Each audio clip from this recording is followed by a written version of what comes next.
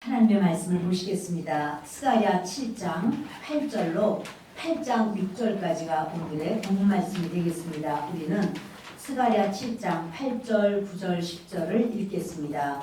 여호와의 말씀이 스가랴에게 임하여 이르시되 만군의 여호와가 이같이 말하여 이르시기를 너희는 진실한 재판을 행하며 서로 인애와 긍휼을 베풀며 가루와 고아와 나귀와 궁핍한 자를 압제하지 말며 서로 해하려고 마음에 동무하지 말라 하였으나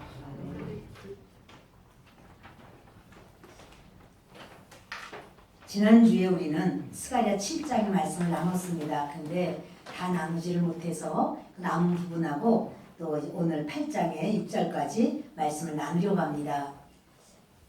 특별히 스가랴서는 보면 만군의 여호와가 이르노라, 만군의 여호와가 말씀하시니, 만군의 여호와의 말씀이 많이 나오고 말씀하신다는 거예요. 하나님은. 그리고 우리에게는 너희는 여호와의 말씀을 들으라, 말씀을 들으라, 이 말씀을 계속 반복해서 말씀합니다.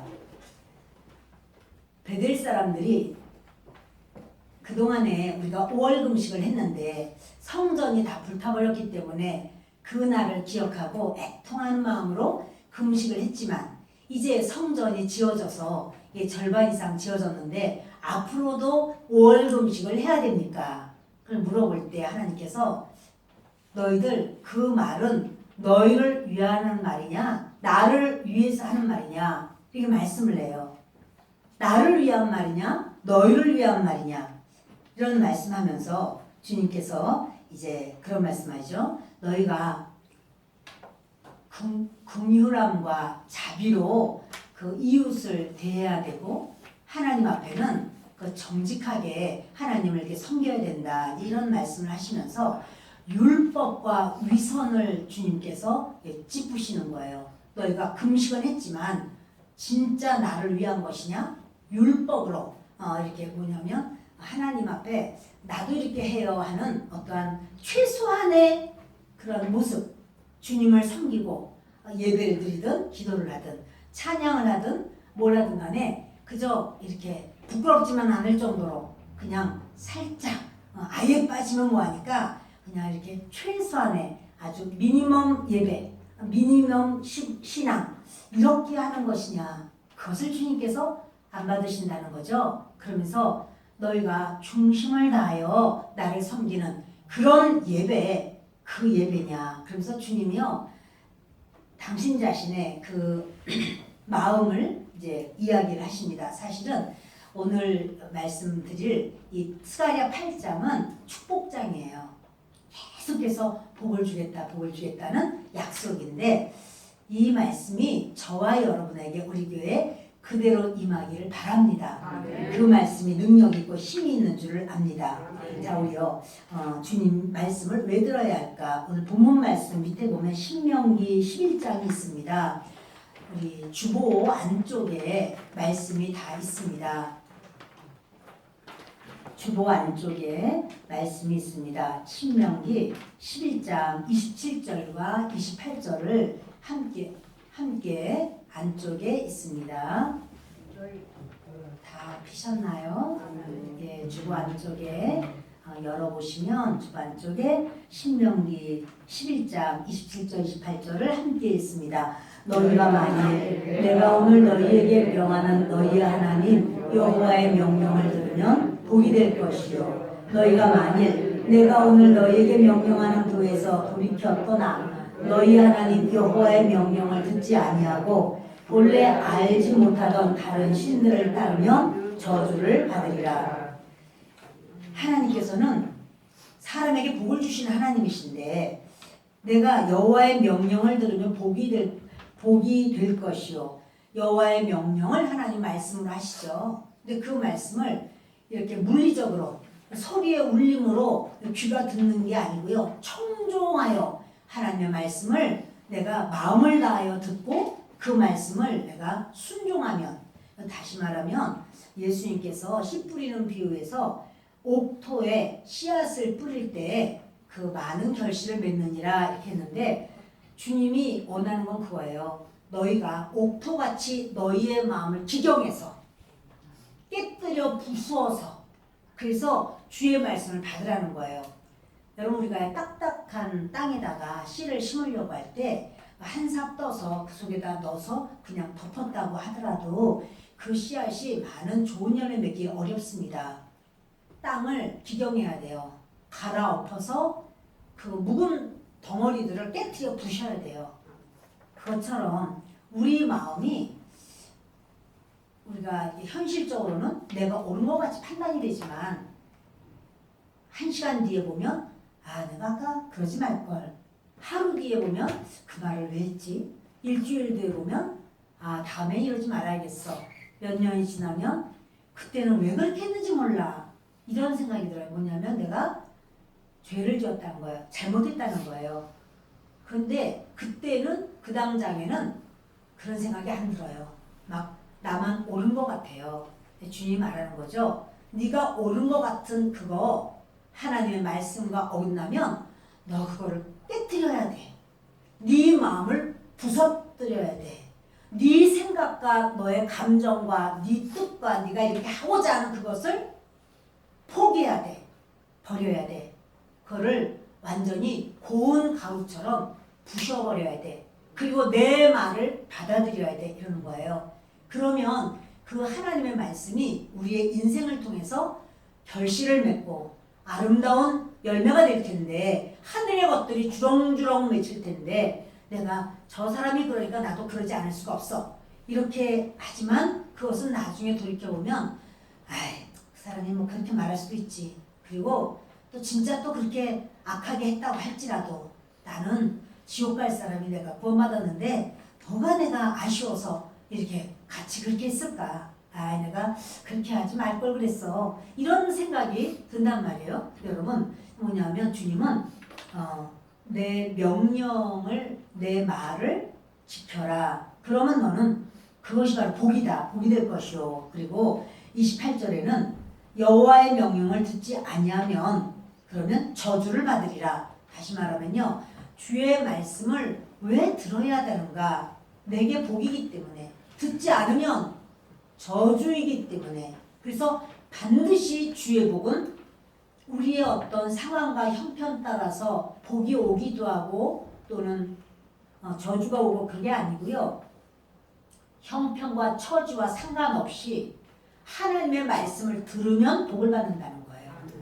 하나님의 말씀을 들으면 우리 하나님이 그 나머지는 책임져 주시는 거예요. 사랑하는 여러분, 오늘 이 시간에 우리가 그렇게 마음에 결심하고 작정하시기를 바라요.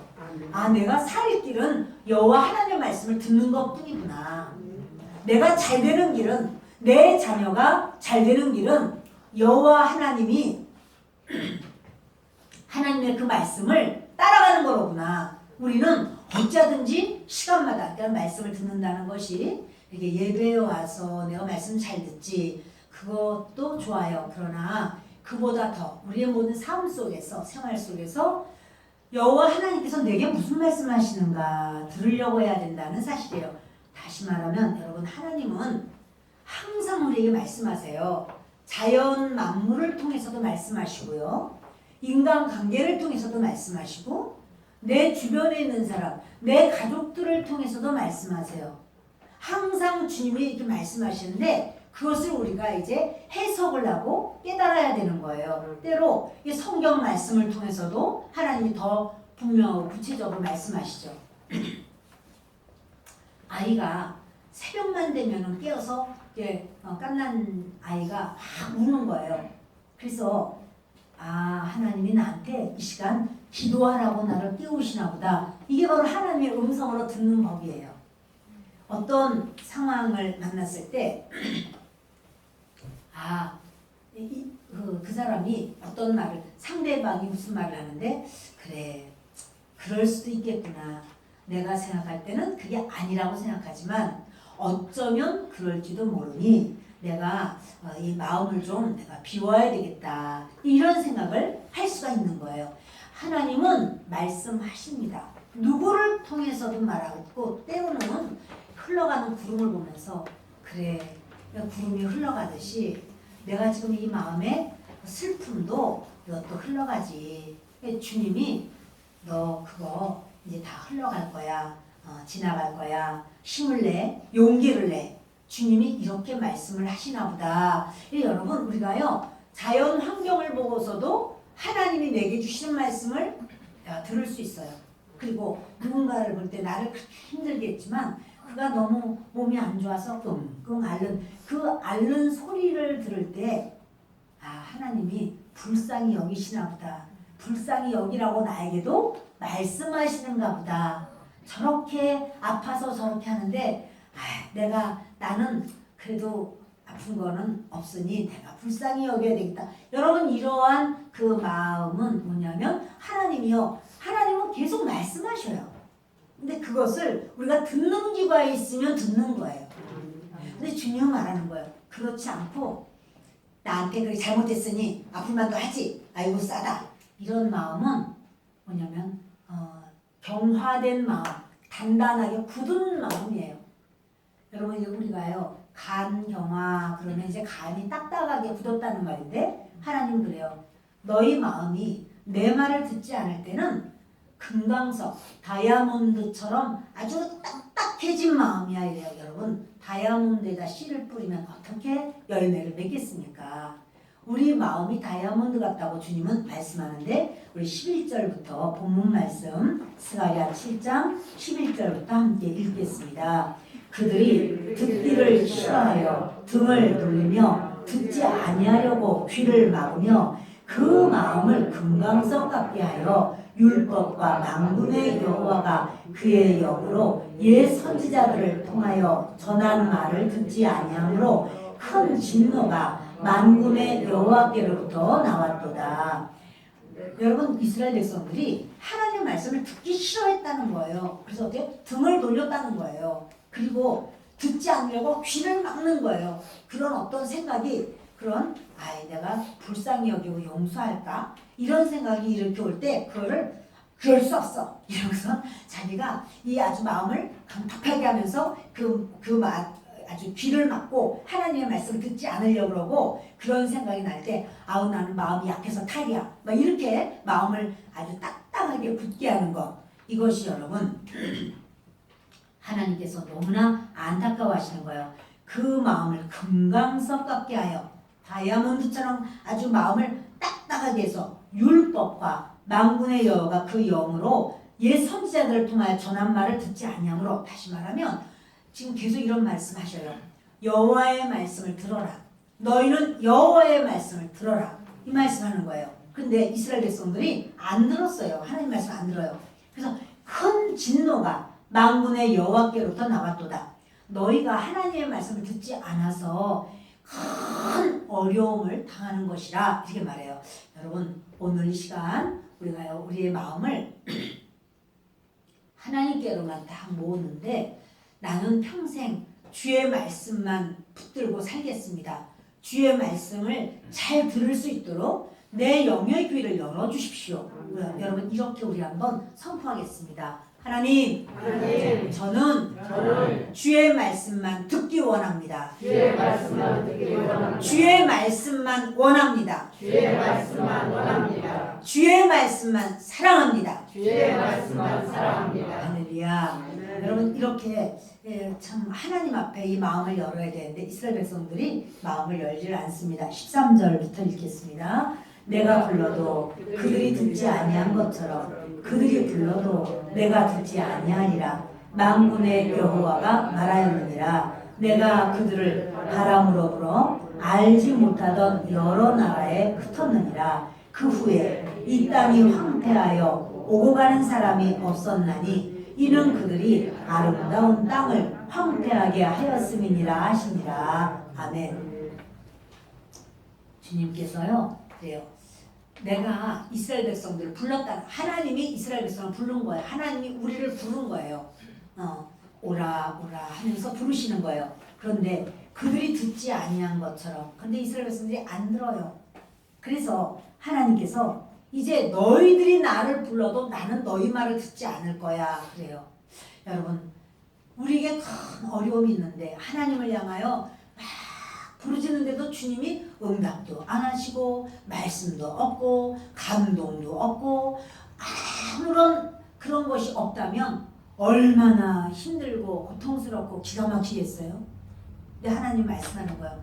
너희가 내 말을 내가 그렇게 너를 불렀는데 나에게 귀를 기울이지 않았지? 나도 너희가 부르짖을 때 응답하지 않으리라 이러세요. 근데 여러분 하나님께서 미워서 절대로 구원 없어 그 말이 아니고요.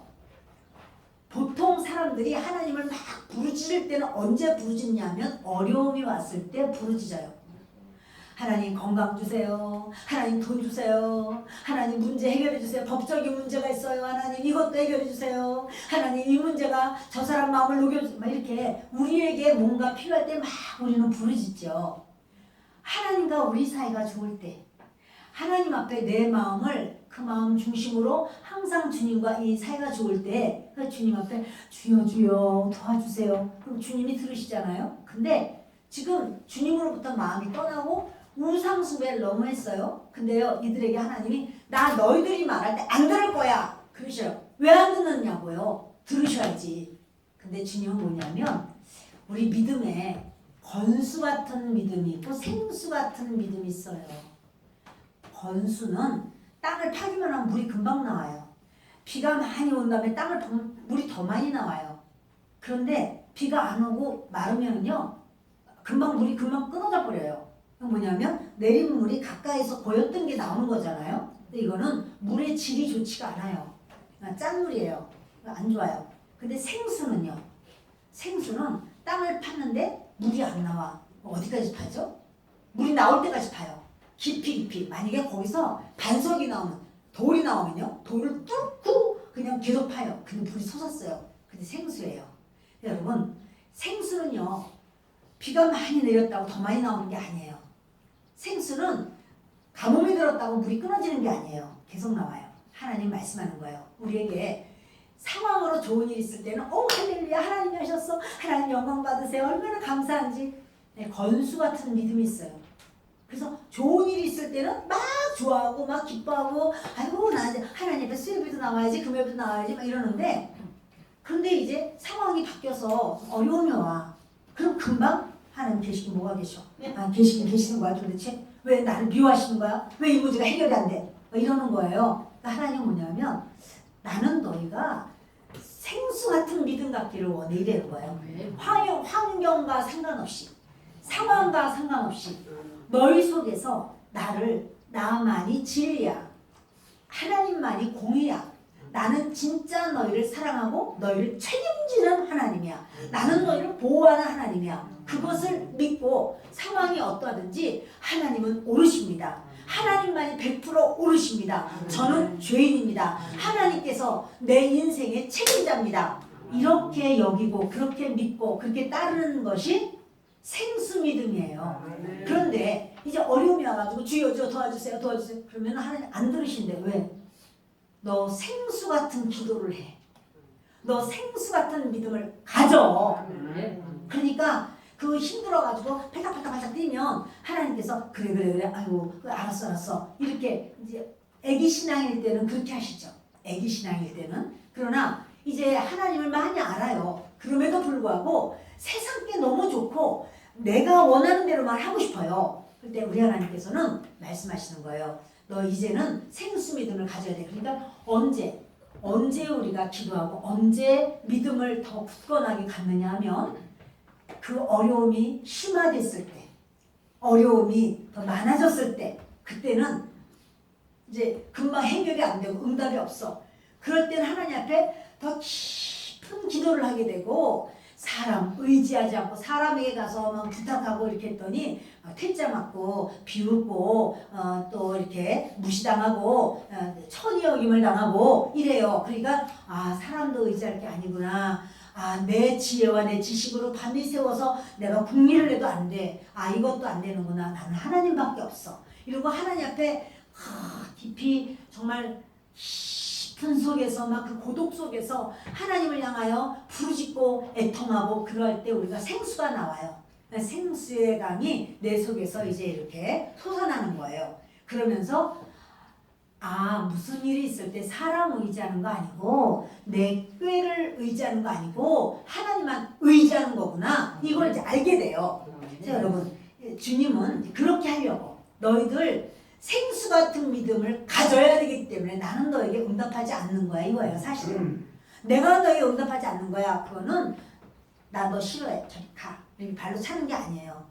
주님은 저리 가, 저리 가, 저리 가. 이렇게 이제 끌어안으면서 그러나 네가 나를 진짜 사랑해야 돼. 내 말을 진짜 들어야 돼. 이거 지금 말씀하는 거예요. 여러분, 중요한 건요. 하나님이 지금 이스라엘을 얼마나 사랑하시는지 그 하나님 사랑의 고백이 지금 이렇게 줄줄 있어요. 그러면 지금 이스라엘이 하나님 말씀을 잘 듣나요? 예수 그리스도를 잘 섬기나요? 그렇진 않죠. 그렇지만 여러분, 하나님은 이스라엘 버린 거 아니에요. 이방인의 때예요. 지금이. 언제까지 이방인의 때냐면 휴거의 시간까지가 이방인의 때예요. 휴거, 그 하나님 앞에 휴거가 딱 있는 그 시간부터는 유대인의 때로 바뀌어요. 그때부터는 유대인들에게 하나님께서 구원의 역사로 그 인도해요. 그런데 주님께, 그러니까 여러분, 유대인들을 안 버리셨어요. 하나님이 그렇게 몇천 년이 지나면서 하나님이 그렇게 2000년씩이나 기다렸는데 말 안 들으니까 버릴만도 해. 아니요. 하나님 안 버려요. 하나님 만약에 이스라엘을 말 안 듣는다고 버렸다면 우리가 그 하나님 믿기가 두려워요. 우리는 뭐 이스라엘 사람들보다 잘하겠어요? 우리는 죄 없어요? 우리도 부족한 게 너무 많은데 우리는 죄인인데 그 하나님이 이스라엘도 버렸는데 우리 버리는 게 얼마나 쉽겠어요? 근데 여러분, 우리 안심해도 된다고요? 하나님께서 이스라엘을 안 버려요. 우리도 하나님께서 버리려고 하시는 게 아니라 구원하시려고 하는 거예요. 그래서 주님께서 내 말을 들어라 이렇게 말씀을 연거푸 하시는 거예요. 자, 우리 보시면 14절을 보시면요. 내가 그들을 바람으로 불어 알지 못하던 여러 나라에 흩었다 그래요. 왜냐면 북이스라엘은 아수르가 다 와서 아수르에게 하나님께서 이들을 집어삼켜라. 아수르가 와서 이스라엘 백성도 끌고 가버렸어요. 그런데 그 아수르 하나님께서 멸망시켜버려요. 그리고 바벨론이 왔을 때 하나님께서 바벨론에 밥이 되게 해버려요. 이스라엘을. 그래서 남유다가 바벨론에 끌려가서 70년 동안 고생을 하고 그러잖아요. 근데 바벨론이 자기보다 약한 자기보다 못해요. 근데 페르시아한테 망해요. 왜 그럴까요? 그런데 하나님은요, 이스라엘을 하나님의 백성인데 이스라엘이 너무 죄를 많이 져요. 만약에 한 남자가 이렇게 두 집 살림을 한다. 본초가 있고 여기 이제 첩 있어요. 그러면 본초 집이 따로 있고 첩 집이 따로 있지 보통. 근데 이스라엘은 어떠했냐면 하나님의 성전 안에다가 수많은 우상을 다 거기다 세워놓은 거야. 성전 안에 마치 본초 집 안에다가 첩들을 우르르 끌고 다 같이 들어가서 같이 사는 거랑 마찬가지. 얼마나 속이 다 뒤집어지겠어요? 하나님이 그런 상황이야 지금. 이스라엘 백성들이 하나님의 성전에다가 감히 저 바깥에다가 우상 숭배하고 거기 가서 비나이다 하는 게 아니고 아예 하나님의 성전 안에다가 수많은 우상을 다 끌어다가 거기다 갖다 놨어요. 하나님이 너무너무 정말 진노하신 거죠. 그래서 아수르에게 넘긴 거예요. 그러나 아수르는 이스라엘 백성들을 이렇게 어떤 대하는 것도 어떤 기준이 있는 거예요. 내가 내 아들이 말을 안 들어가지고 그쪽 그 아저씨한테 좀 야단 좀 맞아야 돼. 선생님한테 야단 좀 맞아야 돼. 그렇다고 해서 두들겨 패가지고 너무나 얘를 그냥 아주 그 먹구렁이를 만들어버리면 되겠어요? 그러면 도대체 그 애를 어떻게 이럴 수가 이러면 제가 이제 화가 나가지고 막 펄펄 뛰는 거죠. 그것처럼 하나님께서 아수르나 바벨론에 이스라엘을 넘겼지만 이들이 도를 넘어서 엄청나게 이들을 이렇게 아주 큰 어려움을 준 거예요. 그러니까 하나님께서 못 참으시는 거예요. 그래서 두 나라가 다 하나님 다 멸망시켜요. 하나님은 이스라엘을 사랑해요. 진정으로 미워서 이렇게 흩어버린 게 아니에요. 너희들 고생해. 근데요, 참 그 이스라엘이 바벨론에 70년 있었죠. 그리고 바벨론에서 돌아온 다음에는 우상 숭배는 안 해요. 아주 바벨론에 갔을 때 뼈에 새겨진 거야. 그 눈물을 흘리면서 여호와 하나님밖에 없다는 것을 아주 그때부터 이 생수가 터진 거예요. 아, 여호와 하나님밖에 없구나. 그래서 그들이 그때서야 깨달아요. 하나님께서 원하시는 거예요. 나밖에 없어. 너희에겐 나밖에 없어. 이렇게 말씀하시는 거예요. 여러분 하나님께서 이스라엘 백성을 얼마나 사랑하는지 우리 한번 8장 1절과 2절을 봅니다. 8장 1절과 2절 읽겠습니다. 만군의 여호와의 말씀이 임하여 이르시되 만군의 여호와가 이같이 말하노라. 내가 시온을 위하여 크게 질투하며 그를 위하여 크게 분노함으로 질투하노라. 하나님께서 질투하실 때 우리는 질투한다고 그러는 걸 부정적인 의미로 생각해요. 근데 이 말은 긍정적인 의미예요. 왜냐면 질투라고 하는 말은 킨난데요. 이거는 열정적으로 사랑하는 거, 열심을 갖는 거. 이것이 바로 질투한다고 말씀하시는 거거든요. 그러니까 무슨 의미냐면 이스라엘아, 나는 너희를 열정을 다해서 사랑해 이래요. 여러분은 하나님을 어떻게 사랑하시나요? 주일 예배 때만 사랑하시나요? 혹시 그렇진 않겠죠?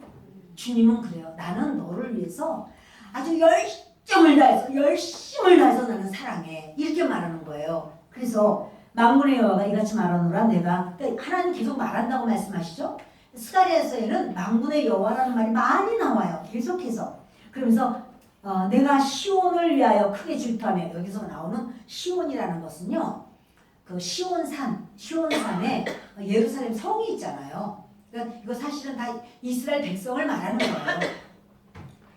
내가 시온을 위하여 크게 질투하며 크게 열정을 다해서 내가 사랑해, 이런 말이에요. 내가 이스라엘에 대해서 열정이 있어, 이런 말이에요. 그를 위하여 크게 분노함으로 질투하노라. 분노에는 불 같은, 불의 말이 그런 뜻이 있거든요. 아주 불 같은 마음으로 내가 이스라엘을 사랑해. 자, 우리로 봅시다. 불 같은 마음으로 예수 그리스도를 믿는 너희를 사랑해, 이런 말이에요. 자, 주님이요, 당신의 속을 보여주는 거예요. 내가 너를 얼마나 사랑한 줄 알아? 나는 너를 불같이 사랑해. 이러시잖아요. 3절 읽겠습니다. 여호와가 이같이 말하노라. 내가 시온에 돌아와 예루살렘 가운데에 거하리니 예루살렘은 진리의 성읍이라 일컫겠고 만군의 여호와에 사는 성산이라 일컫게 되리라. 여호와가 이같이 말한다. 시온에 돌아와, 이제 이스라엘 백성들이 다시 돌아왔잖아요. 시온에 돌아와 예루살렘 가운데 거하리니, 여기 보면 시온, 예루살렘, 그리고 여기 진리의 성읍이라고 나오죠. 성읍, 그리고 여호와에 사는 성산이라, 성산, 이 네 가지 단어는 다 똑같아. 이건 전부 이스라엘 백성을 말하는 거예요. 근데 이렇게 시를 써도 그렇고 글을 써도 그렇고 똑같은 걸 반복하지 않죠. 이걸 살짝 달리 말을 하잖아요. 그것처럼 여호와가 말씀을 하겠다 하면서 너희가, 나는 이스라엘에 돌아와서 이스라엘 백성 가운데 내가 거하리니, 여기 거한다라는 말은 주님께서 나는 너희를 함께 있을 거야. 그것을 내 집으로 삼을 거야. 이건요 샤칸이라고 그래요. 거한다. 이거는 내가 집으로 삼겠다. 거기에 내가 안식처다. 내가 쉼이 있는 곳이다. 이런 말이에요. 그런 뜻이에요. 그러니까 나는, 하나님은, 하나님의 안식처가 어딜까? 하나님이 쉬시는 곳, 하나님이 쉴 자리가 어딜까요? 하나님 말씀하기를 나는 이스라엘 백성과 함께 있는 게 내가 쉬는 거야. 다시 말하면 나는 너희와 크리스찬들과 기독교인들과 함께 있는 게 내가 쉬는 거야. 나는 너희랑 같이 있는 게 내 집이야. 너희로 내 집을 삼는 거야. 이렇게 말씀해요. 하나님이요, 우리가 예수를 믿는다라고 하는 게 찌질한 거 아니에요. 그거 별 볼 일 없는 거 아니에요. 이것이 우리 인생에 가장 중요한 거예요. 하나님이 어디에 있는 걸 가장 원하실까? 좋아하실까? 여러분, 우리가요 백화점을 막 쇼핑하고 막 호텔 가서 막 커피를 마시고 막 너무 좋아요 분위기가. 그래도 그렇게 하고 있다가 집에 딱 들어오면 뭐라 그러면 아유 이제 좀 쉬어야겠다. 아유 우리 집이 제일 좋아. 이렇게 말해요. 쉴 자리는 내 집이에요. 그것처럼 여러분 하나님은 그러시는 거죠. 저는 이제 한강변에 살았어요. 그 한강변에서 태어났고 거기 살았어요. 그래서 이제 그 한강이 놀이터예요. 이제 여름이면 거기서 수영도 하고 또 겨울에는 썰매도 타고 또 그렇게 스케이트 타고 이랬어요. 그런데 또 마지막에 이제 거기서 태어나고 거기서 자랐고 그럼 마지막에 그 한강변 그 여의도에서 살았어요. 그런데 제가 이제 사역을 성남에 가서 사역했거든요. 1년 동안은 다녔어요. 이렇게 출퇴근을 했어요. 근데 이제 참 신기한 게 뭐냐면 딱 한강 쪽으로다가 차가 이렇게 돌아서 한강을 딱 보면 그렇게 쉼이라고 그럴까요? 안식이라고 그럴까요? 평안함이라고 그럴까요? 저는 한강을 그렇게 좋아하게 됐어요. 한강만 보면 너무 제가 아주 이렇게 뭐랄까요? 엄마 품에 안긴 것처럼 그런 느낌을 제가 가지고 있었어요. 그리고 이제 천안에 와서도 얼마 동안은 한강이 보고 싶어요. 그래서 이제 올라가면 당연히 제가 그쪽에 식구들 막 친구들 있으니까 가면 한강을 딱 보는 순간 제 마음에 얼마나 정서적으로 안정이 됐었어요. 근데 며칠 전에도 서울 갈 일이 있어서 한강을 봤는데 지금 그런 감동이 없어졌어요. 지금은 여기 톨게이트를 딱 들어오면 제가 좋아요. 아주 왔네 싶은 게 그렇게 좋을 수가 없어요. 너무너무 감사하고 쉼이 있어요. 그래서 내가 이제 그런 생각해요. 이제 서울이 내 땅이 아니구나. 이제 천안이 내 땅인가 보다. 이런 생각을 해요. 주님이 말씀하시는데 뭐라고 하냐면 이래요. 나는 이스라엘 가운데 나는 나를 믿는 너희 가운데 내 집을 거기가 내 집이야. 집을 거기에 세울 거야. 나는 너희 가운데 거할 거야. 나는 너희 가운데 거하는 것이 나의 쉼이야. 안식이야. 이러시는 거예요. 네, 여러분 주님이 주님의 마음을 이게 다 열어서 막 우리한테 고백하는 거예요. 내가 너희를 어떻게 여기는 줄 알아? 너희가 지금 돈이 없다고? 너희가 뭐가 어렵다고? 너희 그것 때문에 기죽지 마. 내가 너를 사랑하는데 내가 너랑 같이 있는 게 나의 안식처야. 난 너무 좋아. 이렇게 말하는 거예요. 우리는 하나님께 어떻게 말해야 될까요? 하나님, 저는 하나님과 함께 있는 게 너무 좋아요.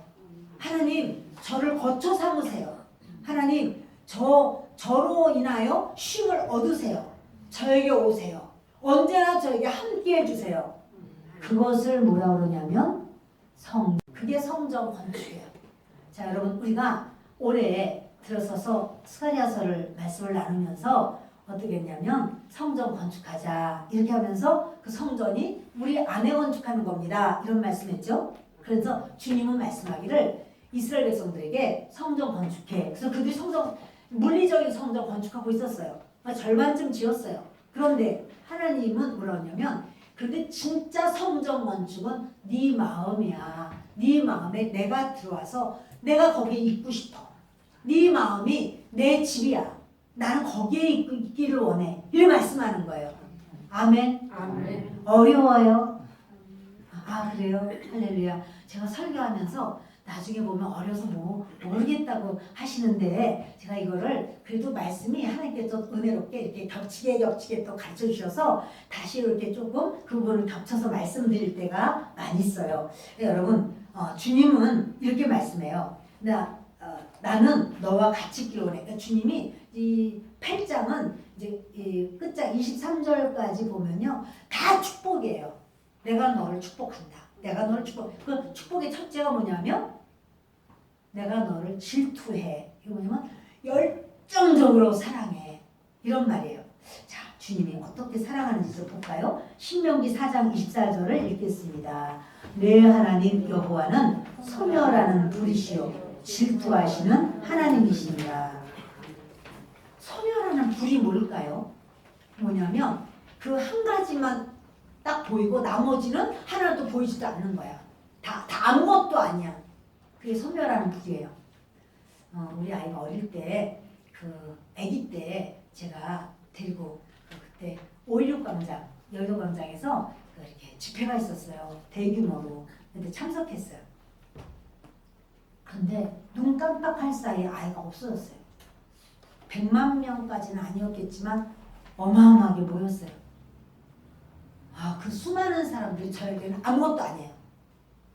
오직 하나, 우리 아들만 막 찾는 거예요. 우리 아들 아닌 다른 사람은, 다른 아기는 아무것도 아니에요. 이게 소멸하는 불이에요. 그게. 오직 우리 아이만. 그러니까 결국 아이 유아보호소를 갔어요. 그때 애들 엄청 많이 데리고 왔어요. 지금 같지 않았어요. 지금처럼 뭐 어린이집에 맡겨야지 목사님은 어떻게 그렇게 애를 갖다 데리고 그런 데를 갈까 위험하게 그럴지 모르지만 예전엔 다 데리고 다녔어요. 그런 어린이집 이런 것도 별로 없었고 또 많이 맡긴다한테 커야 되지. 우리 아이는 완전 그 꼬맹이 애기인데요. 말도 못하고 그런 애기인데 그렇게 빨리 걸음만 했어요. 걸음만 하니까 그냥 애들 걸음 빨라요. 그래서 이제 갔더니 유아보호소가 있었어요. 보니까 다른 분이 간식 주니까 받아먹고 있더라고요. 거기 애기들 많더라고요. 울고 난리가 났더라고요. 그래서 이제 찾아가지고 온 적 있어요. 근데 누가 보이겠어요? 다 안 보여. 애기만 딱 보여. 왜? 소멸한 불 같은 사랑을 내가 가지고 있거든. 하나님이 그러시는 거예요. 내가 너를 사랑하는데, 잘 따라합시다.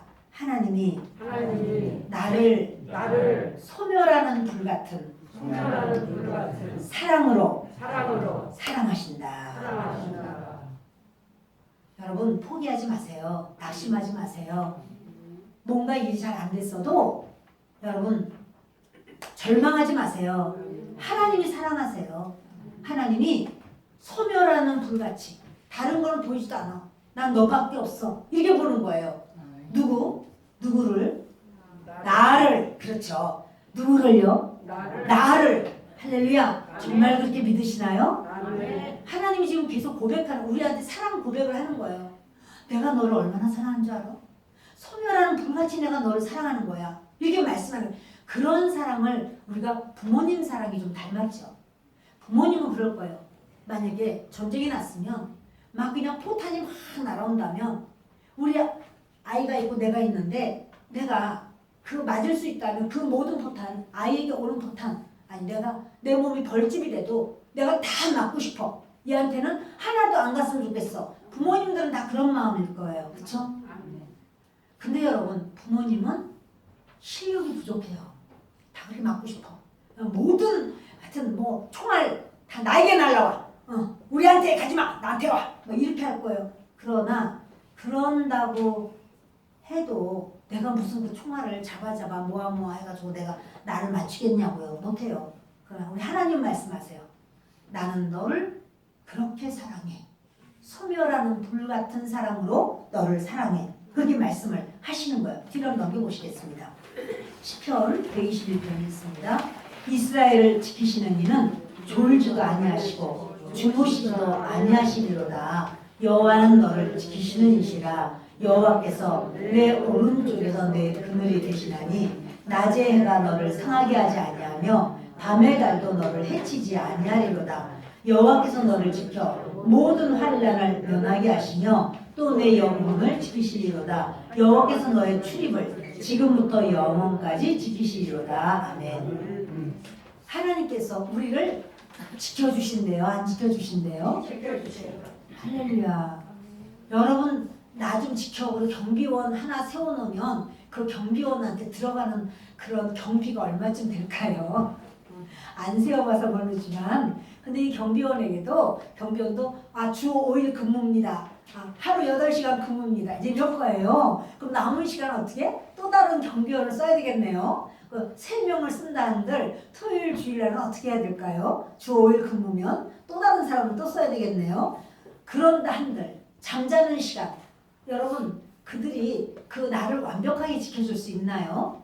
하나님은 어떻게 우리를 지키냐면 졸지도 않고 주무시지도 않고 우리를 지키는데 여호와는 너를 지키시는 자라 내 오른편에서 내 그늘이 되신다는 거예요. 하나님이 그늘이래. 우리는 그늘에 대한 고마움이 그렇게까지 잘 모를 수 있어요. 그런데 이스라엘을 가면은요, 이 햇빛이 있는 곳은 40도, 50도가 넘는 곳 많아요, 여러분. 이스라엘의 사과는요, 사과는 이렇게 농약 묻었을까봐 깨끗하게 씻을 그렇게 할 필요가 없어요. 왜냐하면 너무 뜨거워서 벌레가 못 살아요. 너무 뜨거워서 그 나무에 벌레가 살 수가 없대요. 그래서 그냥 먹으면 돼. 그 유기농이야. 농약 칠 필요가 없어요. 유기농이에요. 진짜 맛있어요. 그 일조량이 많으니까. 그래서 제가 저 이렇게 좋을 수도 있네 이랬는데 거기는 햇빛 가운데 서 있으면요 너무 뜨거워서 못 견뎌요. 근데 그늘로 딱 오면 특별히 에셀나무가 있는데 그 에셀나무는 이렇게 성경에도 나와요. 근데 거기에 이렇게 소음기가 좀 있어요. 근데 그 에셀나무 밑에 있으면 시원해요. 다른 나무도 마찬가지야. 시원해. 왜냐하면 습도가 낮아요. 우리나라는 습도가 높아서 그늘로 들어와도 더운 건 똑같아요. 아유, 그늘로 들어와도 덥네. 이래요. 근데 지금 여기 중동 지역이잖아요. 그 중동 지역은 그늘로 딱 가면 더운 게 없어요. 아주 시원해. 하나님 말씀하는 거예요. 너희가 인생살이가 고되고 어려움이 오고 쉴 틈이 없고 마음이 여러 가지로 번민과 갈등과 복잡할지라도 내 안에 머물러라. 그러면 너희들 시원함이 있어. 그 모든 것이 너희를 괴롭힐 수가 없어. 할렐루야. 여러분, 우리 하나님이 우리를 사랑하셔서 우리를 보호하시는데 완벽한 보호가 있다는 사실이에요. 낮에 해가 너를 상하게 하지 않고 밤에 달이 너를 해치지 않고 여호와께서 너를 지켜 모든 환난을 면하게 하시며 내 영혼을 지키시리로다. 하나님은 우리를 지키십니다. 우리 한번 따라서 합시다. 하나님, 저를 지켜주셔서 감사합니다. 저를 지켜주시는 것을 믿습니다. 하나님께 감사를 드립니다. 할렐루야. 부모님들이 자녀를 다 지키고 싶어요. 그러나 자녀를 온전하게 다 지킬 수가 있나요? 어떻게 지키겠어요? 여러분 얘기 안 해. 금방 말씀드렸잖아요. 우리 애를 제가 많은 사람들이 있는데 기도하러 갔는데 거기 꼬맹이들이 거기도 몇 명 있었어요. 그래서 우리가 바닥 깔아주고 돗자리 가져갔거든요. 깔아주고 여기서 놀아. 장난감도 주고 먹을 것도 주고 마실 것도 주고 다 나눴다고요. 근데 거기서 빠져나갔단 말이에요. 순식간에. 이렇게 하는 동안에 학교에 빠져나갔는데 그 다음에는 안 보여. 자, 여러분 지키고 싶어도 우리는 실력이 부족해요. 그러나 하나님은 실력 짱이에요. 하나님을 지켜주세요. 저도 여러분도 우리 하나님께서 역사하시고 함께 하시는 믿습니다. 이사야서 62장을 읽겠습니다. 나는 시온의 의가 빛같이 예루살렘의 구원이 횃불같이 나타나도록 시온을 위하여 잠잠하지 아니하며 예루살렘을 위하여 쉬지 아니할 것인즉 이방 나라들이 내 공의를 뭇 왕이 다 내 영광을 볼 것이요 너는 여호와의 이름으로 정하실 새 이름으로 일컬음이 될 것이며 너는 또 여호와의 손에 아름다운 관 내 하나님의 손에 왕관이 될 것이라. 아멘. 시온의 의가 빛같이 시온 이스라엘 백성들 하나님 믿는 믿음의 사람들의 그 의가 드러나도록 그들이 잘하는 것 아주 드러나도록 예루살렘의 구원이 횃불같이 너희가 하나님을 믿는 너희들 구원 있어 이러면서 그것이 횃불같이 그렇게 나타나도록 시온을 위하여 잠잠하지 않고 예루살렘을 위하여 쉬지 않고 하나님은 잠잠하지 않고 쉬지 않겠다고. 여러분 하나님의 열심은요 성경에 너무 많아. 하나님이 그걸 우리에게 너희 그러니까 안심해. 내 안에서 있어야 돼. 나는 너희를 절대로 버리지 않아. 이렇게 주님이 계속 말씀하는 거예요. 그래서 나는 예루살렘에서 쉬지 아니할 것이고 그래서 너는 이방 나라들이 내 공의를 뭇 왕이 내 영광을 볼 것이요. 그러니까 사람들이요 이상한 일이 있어.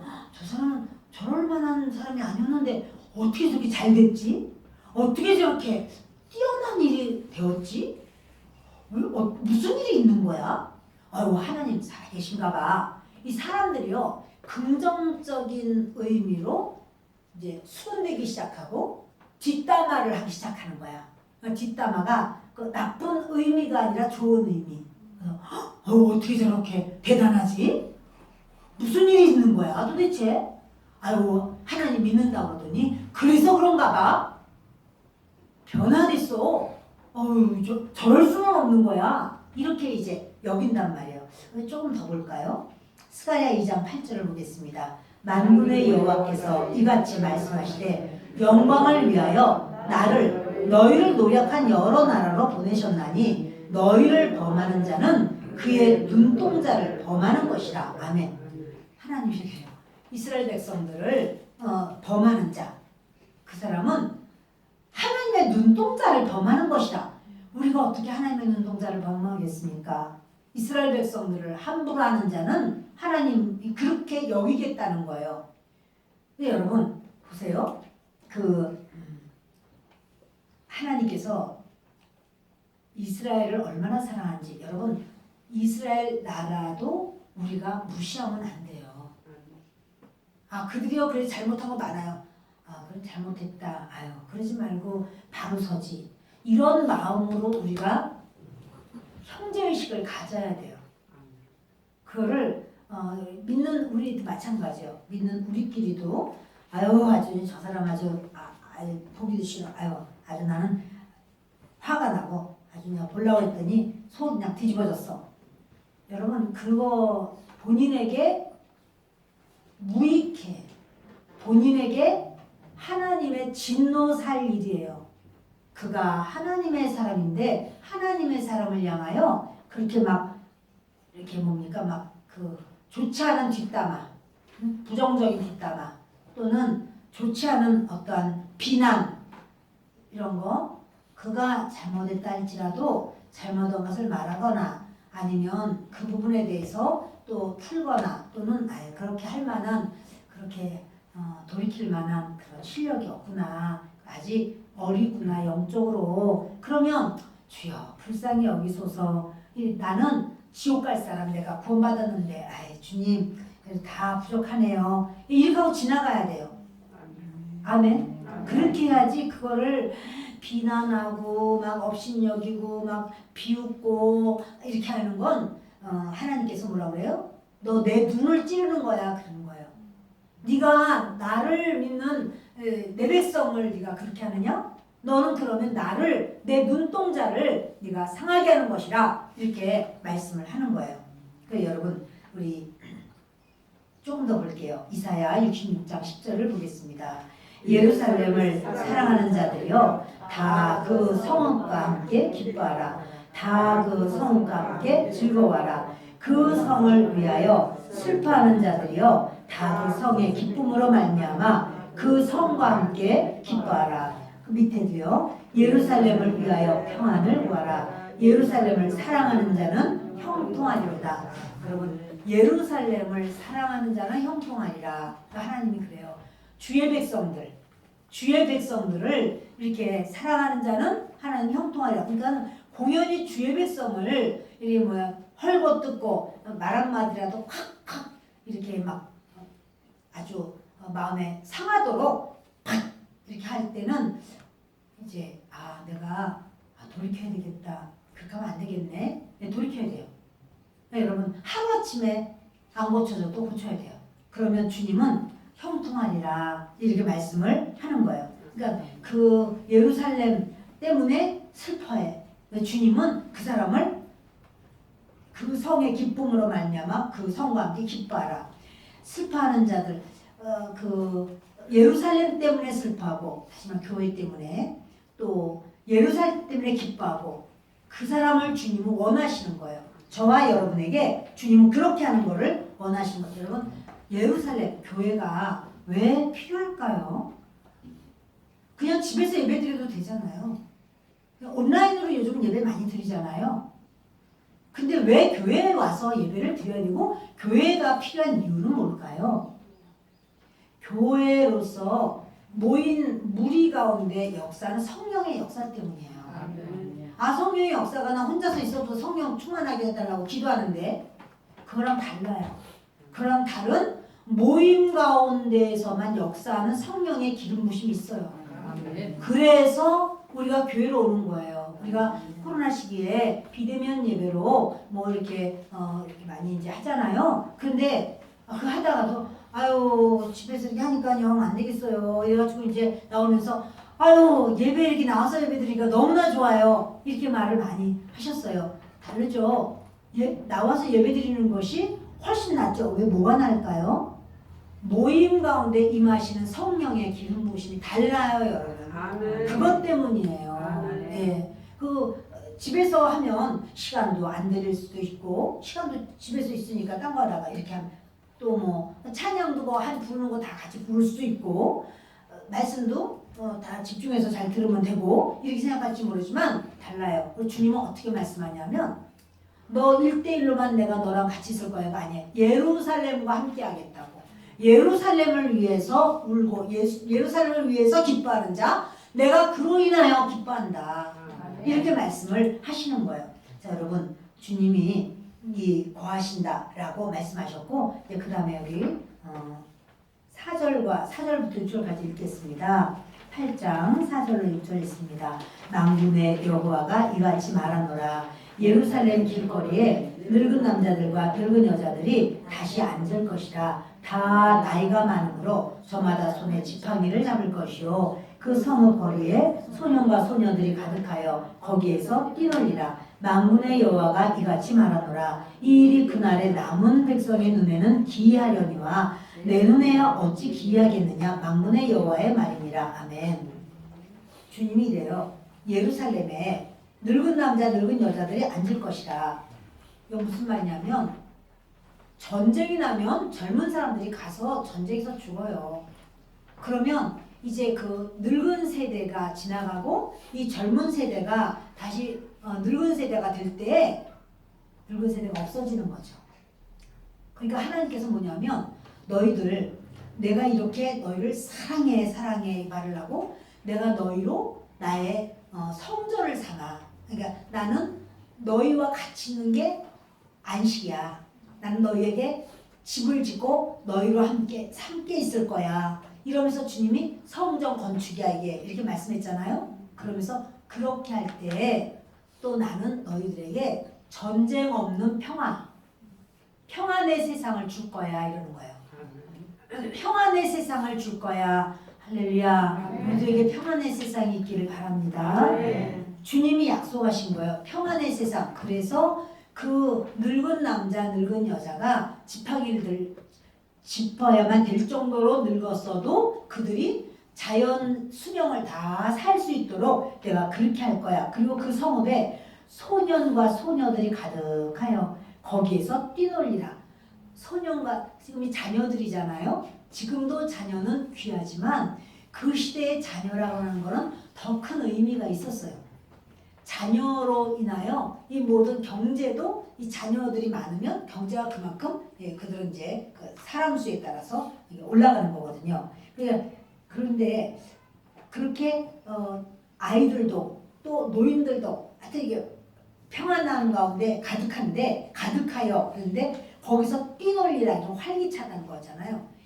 내부적으로도 활기가 넘치고 외부적으로도 풍성해. 그렇게 내가 축복할 거야. 이런 말씀을 하는 거예요. 자, 6절에 만군의 여호와가 이같이 말하노라. 이 일이 그날에 남은 백성의 눈에는 기이하려니와 내 눈에야 어찌 기이하겠느냐. 만군의 여호와의 말이니라. 여러분 이게 뭐냐면 남은 백성 사람들이 볼 때는요. 신기해. 아니 어떻게 이런 일이 있지? 이스라엘에 어떻게 이런 일이 있을 수가 있지? 사람들이 좋은 의미의 뒷담화가 막 일어나는 거예요. 수근수근거림이 있는 거예요. 야, 이스라엘이 어떻게 그렇게 잘 되지? 아, 예수 믿는 사람이라 그런가? 왜 이렇게 잘 되지?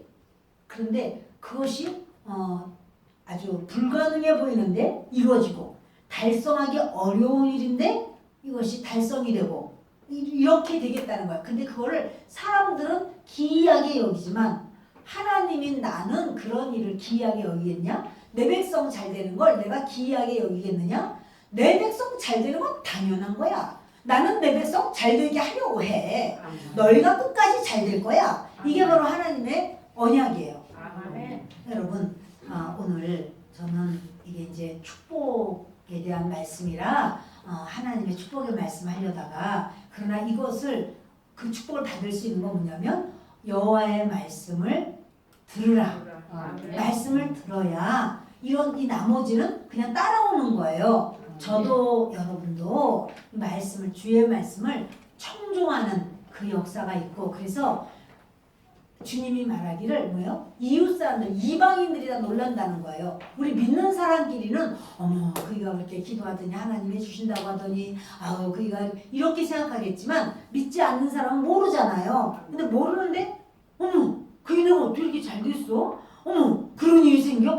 어머나, 그이네 정말 희한해. 그 자녀들도 왜 이렇게 잘 됐어? 그들은 막 놀란다는 거예요. 근데 하나님은 그거 내가 한 거야. 내가 놀라겠느냐? 내가 기이하게 여기겠느냐? 그러한 일이 저와 여러분에게 넘치기를 바랍니다. 그 약속이 이루어질 줄을 믿습니다. 기도하겠습니다. 고마우시고 좋으신 아버지 하나님,